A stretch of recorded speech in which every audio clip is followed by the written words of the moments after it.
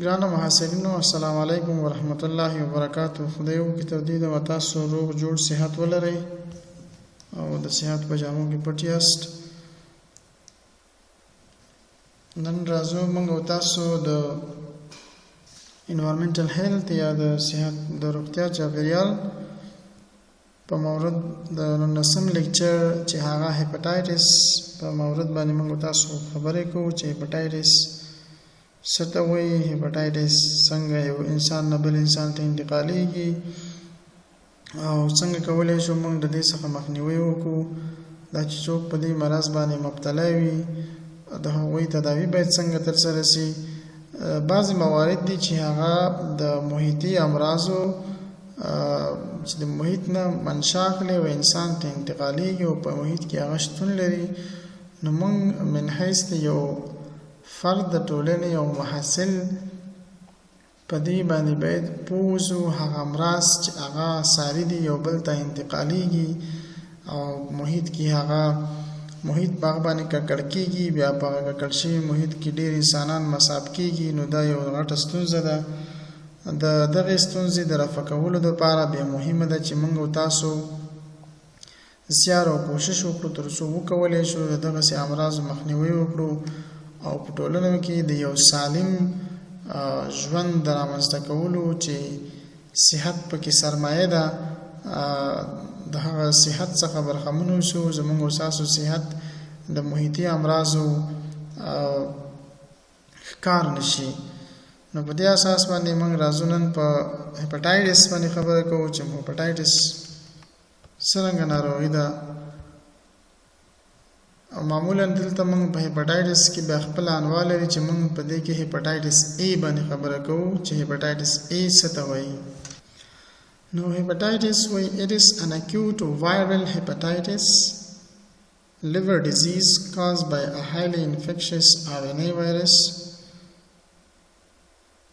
دا یو ویروسي ناروغي ده چې زموږ او تاسو د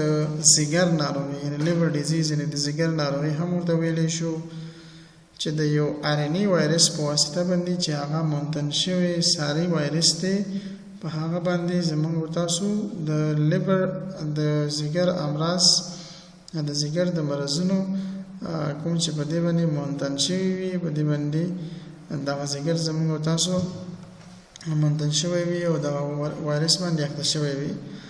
Acute hepatitis A has a mild to fulminant clinical presentation that resolve without progression to chronic infections or chronic hepatitis. معمولا hepatitis A په اوله مرحله کې چې هغه ته موږ acute hepatitis یا اوله مرحله یا حاده مرحله چې دا یو څه اندازه ځان سره کلینیکی منزله پس منزله لري،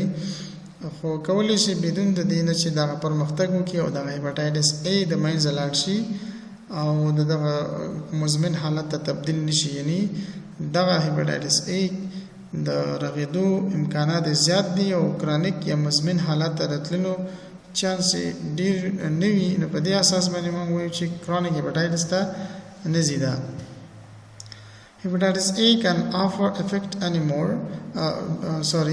hepatitis A can affect anyone. hepatitis A یعنی هر انسان کولی شي په دغه hepatitis A باندې مصاب شي، انفیکټ شي او د دې د حملې لاندې راشي. معمولا زموږ په هیواد کې چې دا hepatitis A شتون لري واقع کېږي چې معمولا دا موږ د هغه امراضونه چې اپیډیمکس دي چې په زیاته اندازه خپریږي د امراض څخه زموږ په وطن کې د دې بیلګې او مثالونه زیات دي. Trends and statistics. راځو د هیپاټایټس A په خپله احصایه باندې په خبره کوو چې یعنی څومره انسانان په دې باندې په کال کې مصاب کېږي. هیپاټایټس A معمولا دا اپیډیمکس دی چې ټولنې او ملتونه سره په ملتونو او ټولنو کې دا واقع کېږي. مخکې د دې نه چې د هیپاټایټس A واکسین رامنځته شي، د هیپاټایټس A واکسین پر رامنځته کېدلو سره انشاءالله د هیپاټایټس د کیسونو تعداد چې تقریبا په کال کې 15,000 کیسونه راتللي 15,000 انسانان په کال کې په دې اخته کېدل. خو بیا وروسته په 1990 کال کې هیپاټایټس A واکسین مورد استفاده چې کله زیاته شوه نو دغه مرض یا هیپاټایټس A د کیسونو تاریخچه هم تر ډیره حده پورې راښکته شوه. یعنې د دې علت د هیپاټایټس A واکسین د تطبیق د وجې نه بیا په 1990 کال کې د دې د پیښې راښکته شوې. Factors affecting clinical manifestation of hepatitis A. کوم فکتورونه دي چې د هیپاټایټس A په کلینیکلی تظاهر کې یا ظاهرېدنو کې تاثیر لري دغه باندې چې دا رامنځته کېږي. معمولاً په کومو انسانانو یعنې اشخاصو کې ویلی شو. Older person with chronic liver disease are more likely to have severe manifestation of hepatitis A. هغه انسانان زیات په دې باندې متاثره کېږي او اعراض او علائم د هیپاټایټس پکې رامنځته کېږي کوم چې عمر زیات وي او بل هغه انسانان کوم چې د ځیګر مزمنې ناروغۍ ولري یعنی ډیر وخت نه کېږي چې دوی د ځیګر په ناروغۍ باندې اخته وي او یا عمرونه یې زیات وي سپینګیري وي اولډ ایج انسانان خلک وي نو دغسې انسانان په هیپاټایټس A باندې زیات اخته کېږي او دوی د وایرس ته ډېر پرون دي یعنې ډېر ورته مواجه دي دیونه په اول قطر کې د دوی د منتن کېدلو د دوی د مرض کېدلو امکانات شته. Among older children and adults, infection typically is symptomatic with jaundice occurring in 70% of patients. معمولاً په ځوانانو کې او هغه ماشومانو کې چې عمر نسبتاً زیات تیر شوی وي د دې انتان چې کوم انفیکشنز چې کوم انتان دی هغه اعراض او علائم چې دي هغه سمپټوماټکس دي ښکاري. دې سره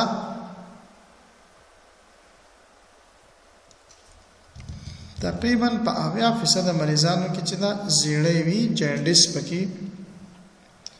جاینډس یا زیړی ورسره ولري یعنې د دې په هغه علایمو کې کوي ښودل شي اعراضو کې. The case fatality rate among cases reported through national surveillance reaches a high of 1.8% among persons aged 60 years. And full menin hepatitis has been reported more frequently among older patients with hepatitis A. معمولاً د دې د mortality rate د مرګمیر او د وژلو ریټ چې د هغه چې کوم راپور شوی د قومي حفاظتي ادارې چې وایي د دوی د مړینې یعنې څوک هغه انسانان چې په هیپاټایټس A باندې اخته وي د مړینې کچه د 1.8% پورې رسیږي. معمولاً په هغه انسانانو کې چې عمر تر 80 کلونو پورې وي یا د 80 څخه عمر زیات وي. Although not at increased risk for hepatitis A virus infection, persons with chronic liver disease are also at increased risk for fulminant hepatitis A. هغه انسانان چې د ځیګر په مزمنه ناروغي وي یعنې ډېر وخت کلونه د ځیګر ناروغي تېره کړې وي او مزمن وي دوی په دغه انسانانو کې د هیپاټایټس A د مرض د راپیدا کېدلو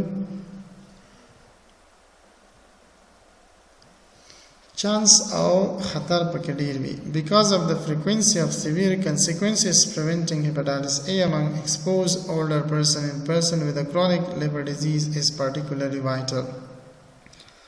لکه څنګه چې تر ډېره حاله د دې فریکوینسي د واقع کېدلو د دې مرض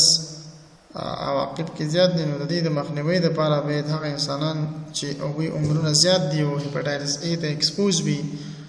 او معمولاً یې هغه انسانان چې مزمنه د ځیګر ناروغۍ ولري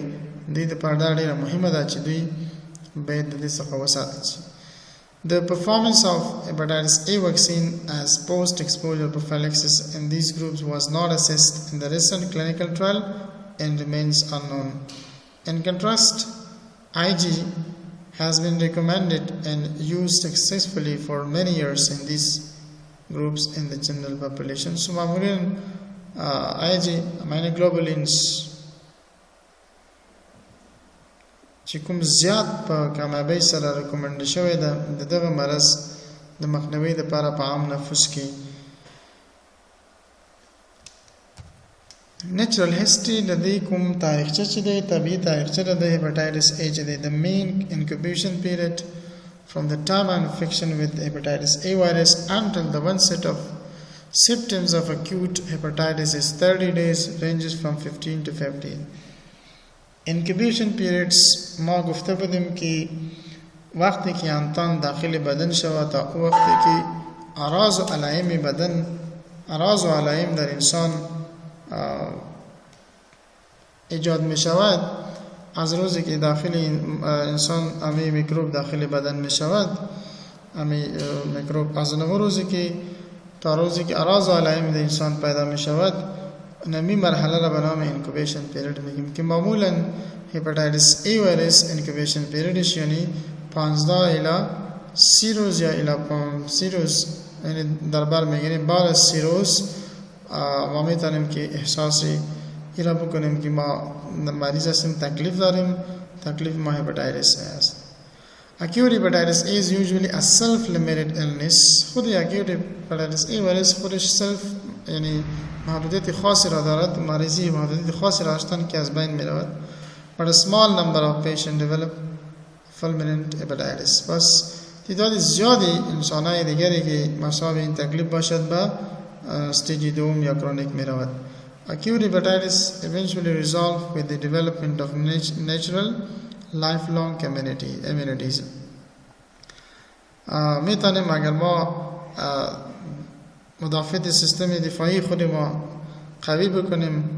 و یک رشد طبیعی به شکل درست که ما طبیعتاً رشد میکنیم و یک امیونیتی در زندگی کانون داشته باشیم ما از هپاتایتس A چون واکسینش وجود دارد از اون استفاده میکنیم یعنی معافیت قوی در مقابل هپاتایتس A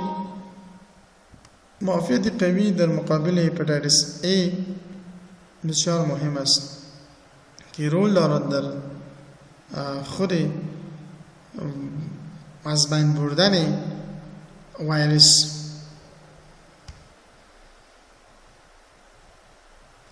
Signs and symptoms اعراض و علائم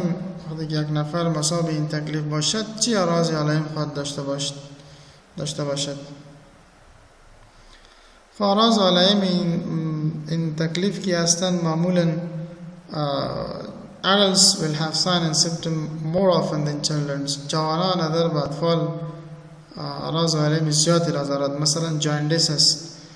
زردی داشته می باشد فتیگ خستگی داشته می باشد abdominal pain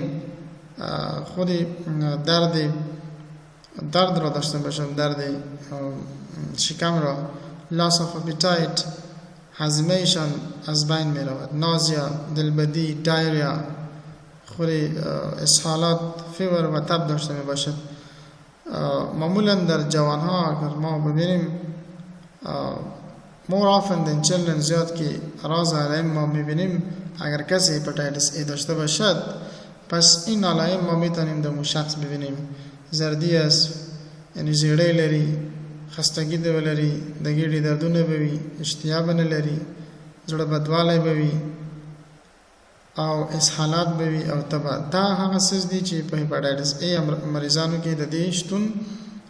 د دې اعراض و علایمو سره موږ کولی شو وپېژنو چې دا انسان په هپاتایتس A باندې مبتلا شوی دی. نو دا اعراض و علایم په ساین او سمپټمز موږ ورته په هپاتایتس A مریض کې کتلی شو.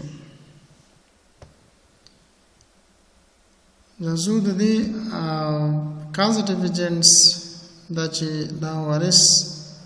هپاتایتس A سبب شي د دې هغه اصلي نقطه په کوم ځای کې ده نو وایو چې هپاتایتس دا په خپله د HIV یا هپاتایتس A وایرس د دې کازټیو ایجنټ دی په دې باندې دی همدغه وایرس ته چې کوم وایي هغه هپاتایتس A وایرس وایي.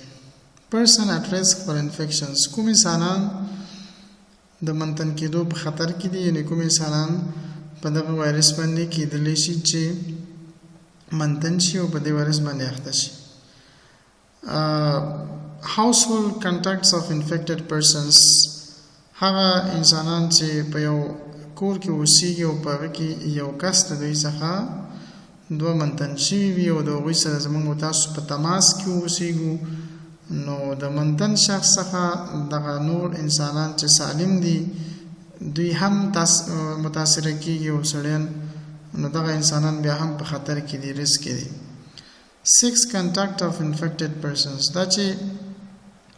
جنسي اړیکې ساتل د یو سالم شخص د هغه انسان سره چې هغه هیپاټایټس A وایرس ولري نو دغه اشخاص هم د منتن کېدونو په خطر کې دي یعنی سالم انسانان کله چې جنسي اړیکې کوروالی کوي د هغه انسانانو سره هغه په دې باندې منتن شوی وي یعنی په هیپاټایټس باندې اخته شوی وي همدارنګه person especially children's هغه اشخاص معمولا کوم چې ماشومان دي living in the area په هغه ځایونو کې اوسېږي with increased rates of hepatitis A during the baseline period of 1987 and 1997 هغه ماشومان معمولا په هغه ساحاتو کې چې هلته د هیپاټایټس A د ریټس او د هغه فیصدي چې په هغه ساحاتو کې زیاته وه معمولا 1980 کې په 1990 کې چې کوم دغه پیریډ دغه دورانې ترمنځ چې کوم ماشومان ژوند کوي په هغه ساحاتو کې چې بیزلاین د دوی دا و چې هلته ماشومان ډېر په هغه ساحه کې په هیپاټایټس باندې مصاب شوي وو د هغوی علت هم دا و چې هلته د هیپاټایټس A وایرس شتون په دغه دورانه کې زیات و traveler to country where hepatitis A is common هغه مسافرین چې نور هیوادونو ته یا هغه هیوادونو ته چې هلته د هیپاټایټس A زیات کامن دی عام دی نو هغه مسافرین چې هغه هیوادونو ته هلته سفر کوي دوی هم د خطر د منتن کېدلو د هیپاټایټس A د وایرس سره امکانات زیات شته همدارنګه men who have sex with men یعنی زموږ موږ ورته جنسي اړیکې لرل شخص د شخص سره یعنی نر د نر سره چې لیواتت هم ورته ویل کېږي دغه انسانان هم د هیپاټایټس A په وایرس باندې زیات اخته کېږي user of injection and non-injection drugs هغه چې دوی بعضې وخت کې د نشي په خاطر باندې د ځان د نشي کولو په خاطر باندې بعضې انجکټیبلز دواګانو څخه استفاده کوي یا نن انجکټیبل دواګانې دي هغه چې نه پچکاري کېږي او هغه پچکارېدونکې دواګانې چې کوم انجکشن دي دغه نه په استفادې سره کوم چې د دوی نه استفاده کوي که هغه پچکاري وي یا هغه دواګانې وي چې بدون د پچکاري وي د دې څخه څوک استفاده کوي دغه انسانان هم دغه نوع وایرس د منتن کېدو امکانات یې څخه زیات دي د دې په لانګ ټرم کې چې کوم افیکټس دي یعنی په اوږد وخت کې یا په اوږد مهاله وخت کې د دې کوم تاثیرات دي په انسان کې کوم تاثیرات راوړي نو وایي چې there is no chronic long term infections اوږد وخت یا اوږد مهاله تاثیرات نه لري په انسان کې once you had hepatitis A کله چې تاسو یو ځل د hepatitis A دوره تېره کړه you cannot get it again نو بیا تاسو دوباره دا hepatitis A مرحله نشئ تیروي about 15% of people infected with the hepatitis A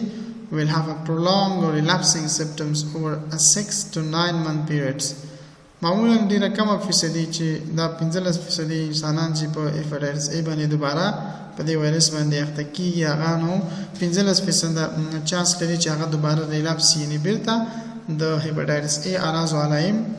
ورته پیدا شي چې معمولا دا د شپږو او 9 میاشتو په دوران کې دغه تکلیف انسان ته او دا انسان سره مواجه کېږي نو دا و تر دې ځای پورې زموږ تاسو د هیپاټایټس A وایرس په مقابل کې چې موږ تاسو دا چې څه شی دی د دې د انکوبیشن پیریډ څومره دی څه اعراض او علائم پیدا کېږي کوم انسانان د دې خطر کې زیاتو سره مواجه دي په دې باندې موږ تاسو بحث وکړو وزو د دې بل برخه ته چې څنګه کول دغه هپاتایټس ای وایرس انتقال څنګه مومي چې طور این وایرس انتقال میکنه از یک شخص به شخص دیگر که در مورد این ما بحث میکنیم. اگر تا اینجای شما کدام مشکلی را دارین، سوال دارین، میتونین شما همراه ما تماس شوین تا ما بتانیم مشکلات شما رفع بکنیم. طوری که شما میفهمین این همه مشکلات از انسان که مواجه میشد در محیط امراض محیط روبرو هستند و در محیط که هستند مختلف امراض ساری و غیر ساری موجود هستند. ما من حیث یک فرد جامعه و محصل پوهنځی BDM باید ایره بفهمیم که کدام امراض ساری هستند، کدام امراض از در محیط موجود هستند و او باعث انتقال به انسان‌های دیگر می شود تا که ما سالم باشیم از خود نگاه بکنیم. فهم این موضوعات بسیار مهم هستند. به این خاطر ما از این چیزا بسیار نه به خاطر خود ما ولی وقتی که آموزش گرفتیم به دیگران هم این توصیه ما باشد، این راهنمایی ما باشد که چطور بتواند از امراض ساری خود نگاه بکند.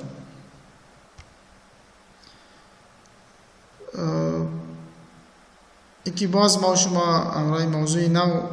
روبرو میشیم. تا به او وقت شما را به خداوند پاک